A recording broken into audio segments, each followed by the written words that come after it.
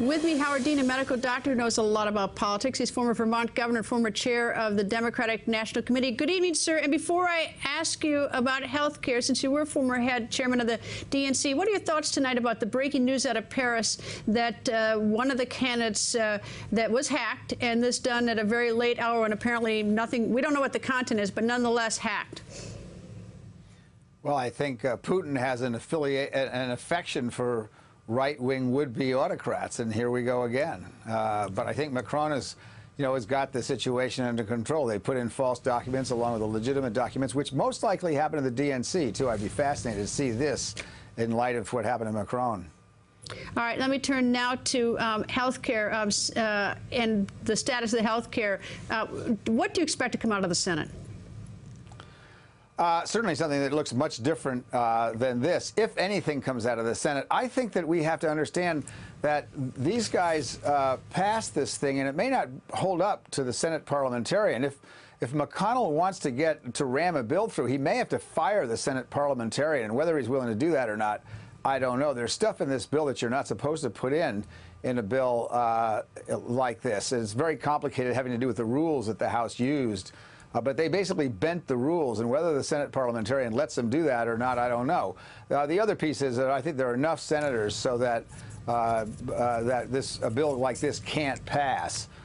Even without a filibuster, I don't think what they did was pass. And also, the House lied through their teeth on this bill. This bill takes away pre-existing conditions slyly by charging people a huge amount more if they have a pre-existing condition.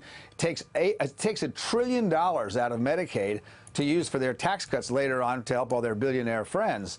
So this is a really, truly awful bill. I thought it was amazing that Charlie Cook took 20 seats away from the Republicans, leaning Republican, as a result of this bill in a 24-hour period. It's pretty extraordinary.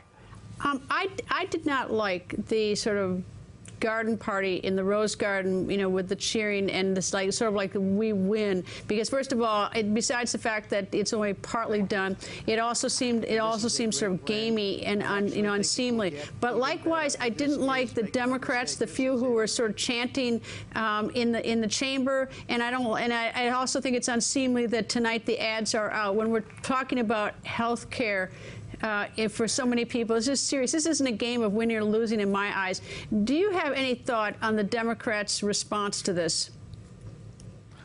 My view is that the political system in Washington has been broken for about 20 years.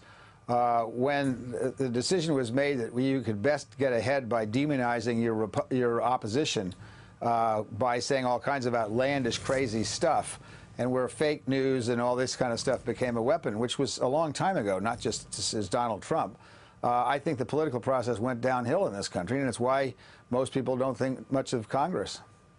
Is it something that you see turning around anytime soon? Maybe sooner than later. What we need to do is get my generation the hell out of Congress and get out of politics and get the younger generation, which is more willing to listen to each other, into politics. The younger generation is more pragmatic. They're willing to work together. They're actually not as affiliated with parties as we are. We were the culture war generation. I think a lot of good things were done by my generation, particularly in the civil rights area. But I think it's time we got out of politics, and I think the behavior of the Republicans on the day of the health care bill passing, this was frat boys who were 65 years old celebrating. Equal opportunity for the Democrats? Equal opportunity for the Democrats' criticism? I wouldn't be quite as tough on the Democrats, simply because I don't think they behaved as badly. Anyway, Governor, always nice to see you. Hope you come back. It's an important topic, health care. Thank you, sir. Thanks.